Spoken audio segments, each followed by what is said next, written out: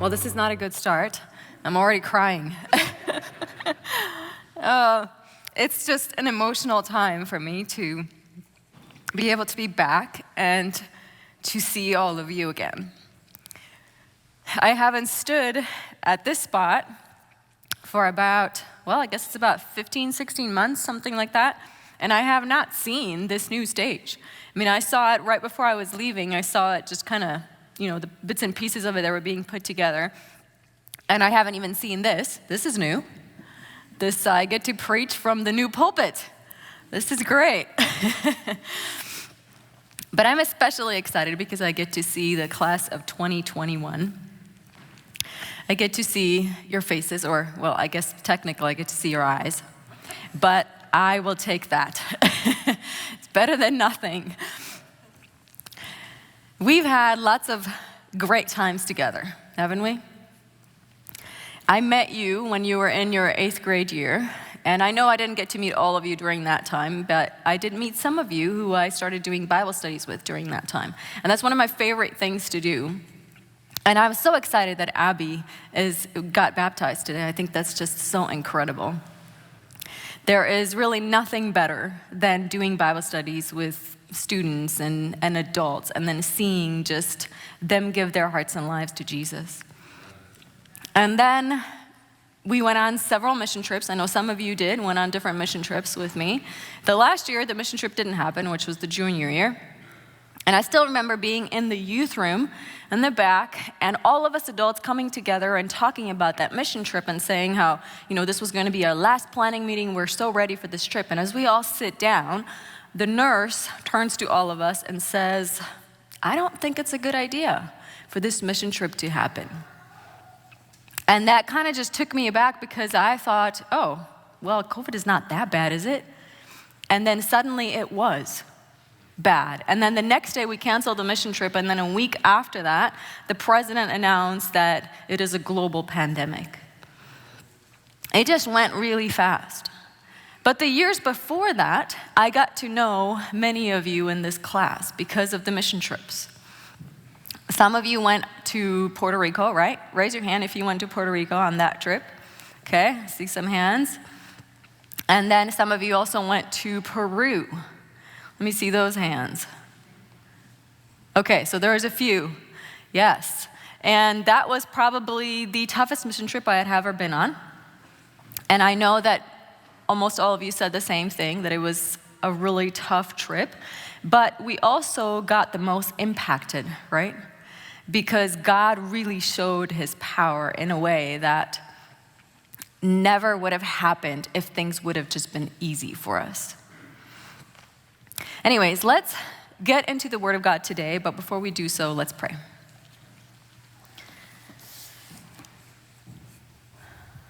Lord God,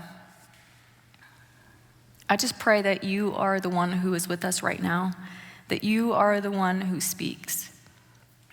May these be your words and not mine, and may every single one of us just leave having heard from you. I pray this in your name, Jesus. Amen.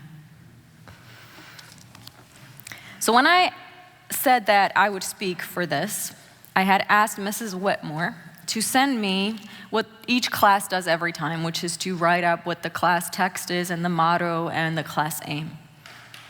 And the class aim was what really stood out to me, because the class aim said, succeed in the face of adversity. And as soon as I saw that, I thought, if there is one class, one group of students that can teach everyone else how to succeed in face of adversity, it's you. It's your class. Because you have had to push through tough things to get to this point, to get to this day, to reach this milestone. And COVID has made things tough, but on top of that, we all have things in our own lives, right? We have things that are going on in each one of our families. And some of you have had big losses in your lives. We have all had something And I've heard a psychologist once say that, COVID has been a little bit different for every person. Some people have kind of gone through it, imagine it's a storm on the sea. Some people have kind of gone through it on a yacht. Maybe it's those super introverts who thought it was amazing to be by themselves. Not me. I had to be in a one-bedroom apartment for most of it, where which was totally fine until COVID, right? Because all the way until then, we just came home and we slept, and that was it. We had one bed, one futon that was a couch, and 2 chairs. And that's all we needed. But during COVID, it was like prison, because that is all that we would be able to stay in. And we also had 3 bikes in there and 2 kayaks for most of the time. So you can imagine, it was like being in prison. But for some, it would have been like a yacht because you just loved being by yourself. For some others, it was more like a fishing boat. For some, it was more like a rowboat where you're just really rowing and trying your hardest. And then for some, it was like holding on to driftwood. And I see by nodding heads that you agree, because it is true. For each one of us, it has been different. But that does not mean that for each one of us, it hasn't been difficult in some way. And yes, I believe that your class can teach us, and that you would give me things if I asked you to write down, what is it that helps us succeed in face of adversity? I'm pretty sure that you would give me things, and that all of those would be right, and maybe we would all come up with different things, and they would all be good. So as I was thinking through this, I thought of a story in the Bible, who I believe that we all know really well. Those of us who have grown up in the church have heard the story since we were little kids. And we admire the main character of the story, the star of this story. Can you guess who I'm thinking of? The person who has gone through a lot of adversity, who was a slave in Egypt, and then was thrown in prison. Joseph. Joseph had gone through a lot in his life. And as I was thinking through his story, I thought, what is it that I would say are the greatest things about him that he could show us on how to succeed going through adversity? And I know that there's many things that he could teach us, but there are 2 things that especially stood out to me. And I want us to just kind of look at the story, and especially the beginning part of the story, because we're not going to be able to go through all of it. It's a long story. But I want you to go with me to Genesis chapter 39. And I want you to notice something that it says about Joseph. It says in verse 2, chapter 39 and verse 2, the Lord was with Joseph, and he was a successful man. The word for successful man, or the words there are, the word for man is ish, and for successful is the word hatzliach. And that word means, so it's like ish hatzliach, successful man. And the word means somebody who reaches a goal, someone who is prosperous, who is able to get somewhere in life. And that's what it says about Joseph, that he is a successful man. But how does he do it? Well, these are the 2 things that I believe are some of the most important out of everything that I see in his life. Number 1, where others would sabotage, Joseph supports. Where others would sabotage, Joseph supports. Now, I want us to just go through the beginning of part of the story, so that you can see how it all starts. And I know you know the story, but we'll read from chapter 37, from verse 3. It says, now Israel, Jacob, his dad, loved Joseph more than all his children because he was the son of his old age. Also, he made him a tunic of many colors. Joseph was born into a family of favoritism. And you could say, well, perhaps his dad didn't know any better because his dad himself came from favoritism. His mom loved him and his dad loved his brother. And you could say, well, you can't even blame Jacob really because he only loved that one wife. He only wanted one wife. But then through trickery, he got another one, and then because those two were fighting all the time and wanted more children, he got two more. So is it really his fault that he only loved the one wife? But you can see from the start here that really he is not living out what I just said. Because he himself, Jacob, sabotages. He does not support. He's not willing to now, because all of this unfairness happened to him, he's not willing to give the love to the rest of his sons. He will only give it to the one, or the two, really. Well, the story continues, says, but when his brothers saw that their father loved him more than all his brothers, they hated him and could not speak peaceably to him. It says that his whole life, they never said anything nice to him. Can you imagine that? Constantly living with that. And yet, Joseph still loved them. And when his dad said, go and find them and bring them food and just find out, make sure that they're okay, he says, oh yeah, I will go do that, Dad. Then it says, now Joseph had a dream. So on top of everything else, him getting this new coat, it says he has a dream. And he told it to his brothers, and they hated him even more. So he said to them, please hear this dream which I have dreamed. There we were, binding sheaves in the field, and then behold, my sheaf arose and also stood upright. And indeed your sheaves stood all around and bowed down to my sheaf. And his brothers said to him, shall you indeed reign over us, or shall you indeed have dominion over us? So they hated him even more for his dreams and for his words. They said, are you crazy? We're never going to bow down to you. They suspected that their dad thought of him as the firstborn. That's why he gave him the coat of many colors. Because it wasn't about Reuben or about any of the others. It was really about Joseph, because he was the son of the wife that he loved. And even later on, when Jacob describes his family, he says, I have one wife, the wife that I love, and the others are women who gave me children.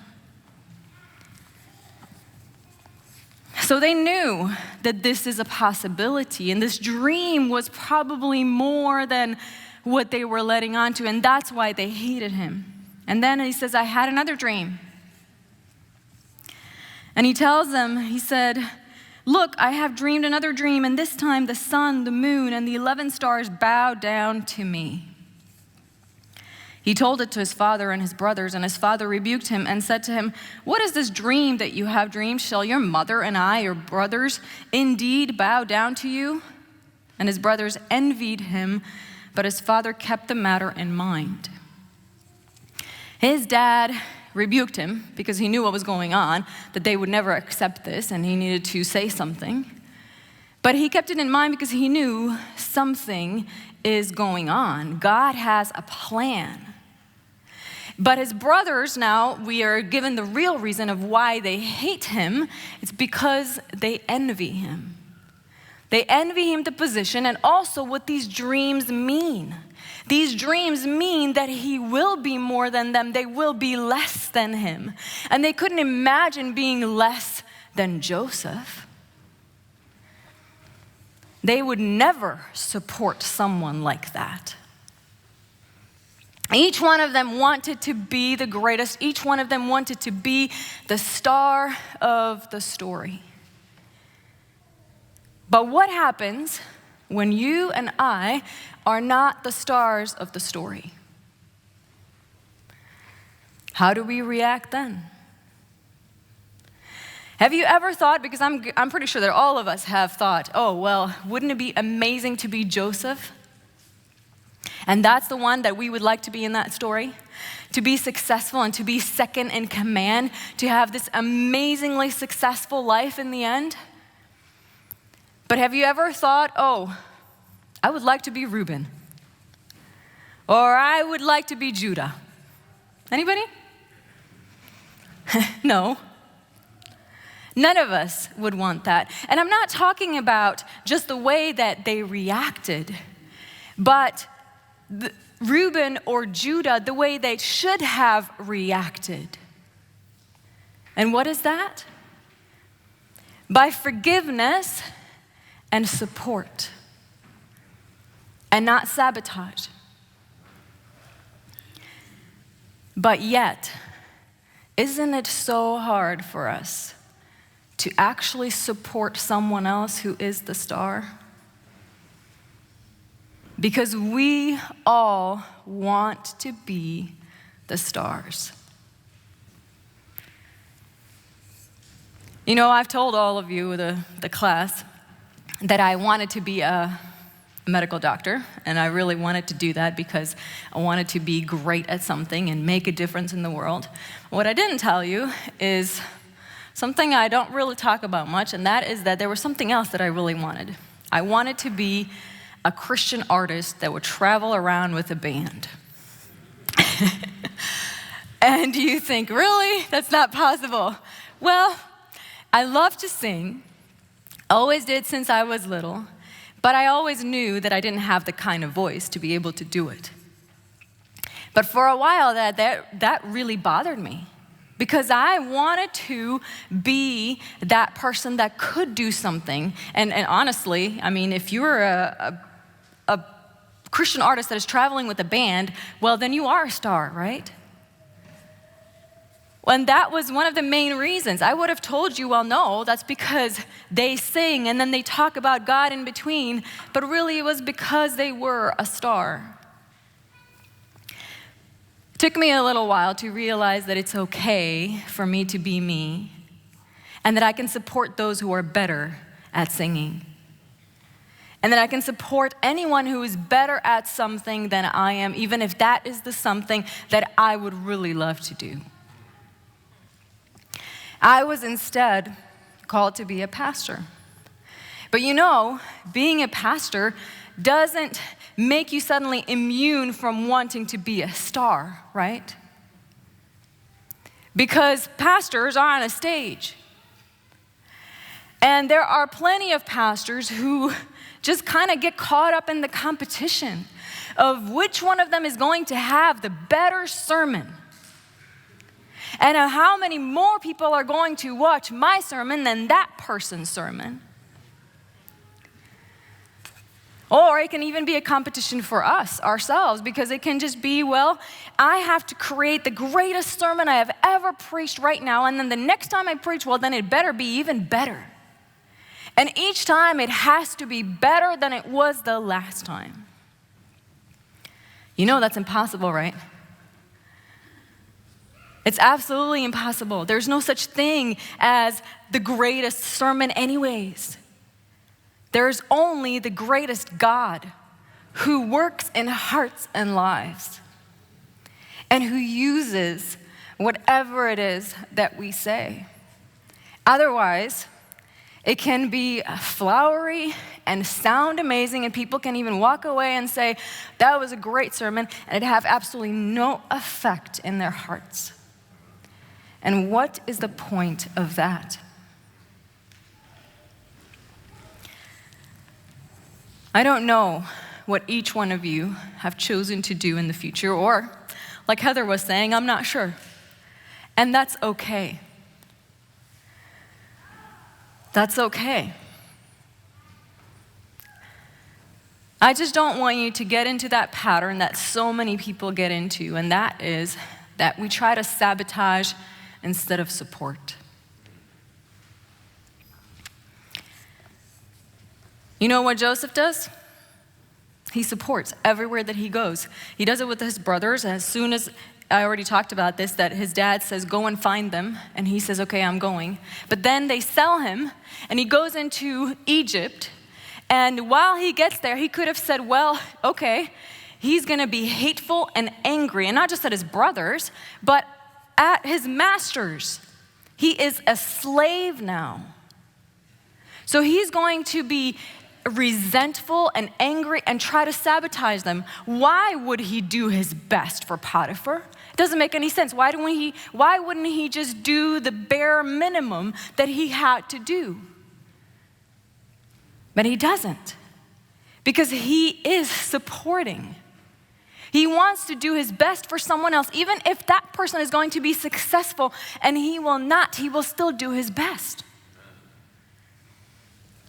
And then he is thrown in prison and he does the same exact thing, supporting the keeper of the prison so that the prison will do well. Because it is not about him. And yet when we look at the story, we see Joseph as the star, don't we? Number 2,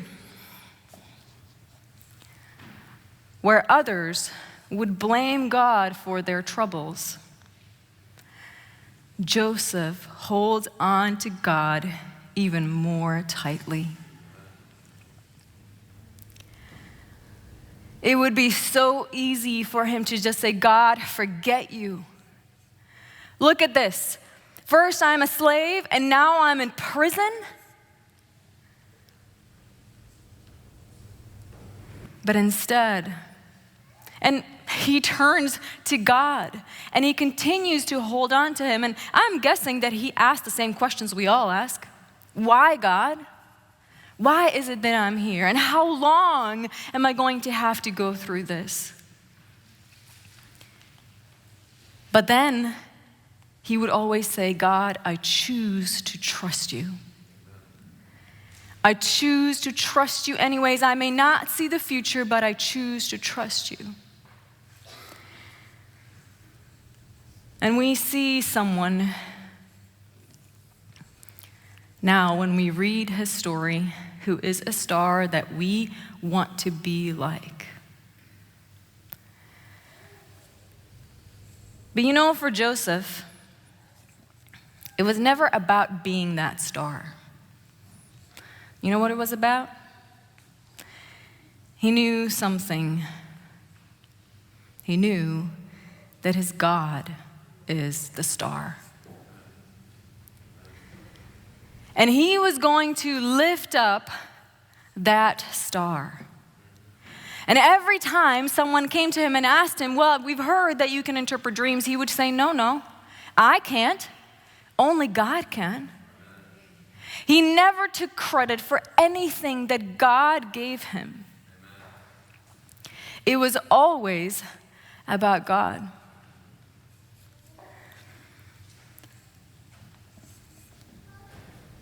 And that's what I want for you graduates. I want you to succeed. I know your parents want you to succeed.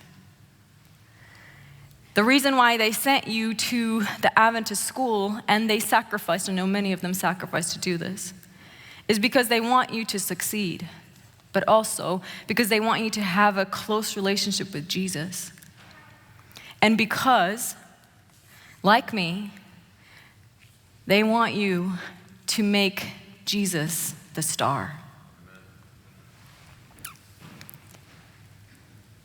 We can all want to be the stars of the story, but we will only truly succeed in the face of adversity if we constantly in our lives, over and over, keep making Jesus the star. And you know what I find absolutely incredible in this story? And this is something that I didn't really pay attention to until I was looking at this for this sermon. I want you to go with me to we're still in 37, I guess, where it says at the beginning that his brothers went to feed their father's flock in Shechem. And Israel said to Joseph, are not your brothers feeding the flock in Shechem? Come, I will send you to them. So he said, here I am. Then he said to him, please go and see if it is well with your brothers and well with the flocks, and bring back word to me. So he sent him out of the valley of Hebron, and he went to Shechem. You know why his father is worried about Shechem, right? Because Shechemites are the people who the brothers slaughtered.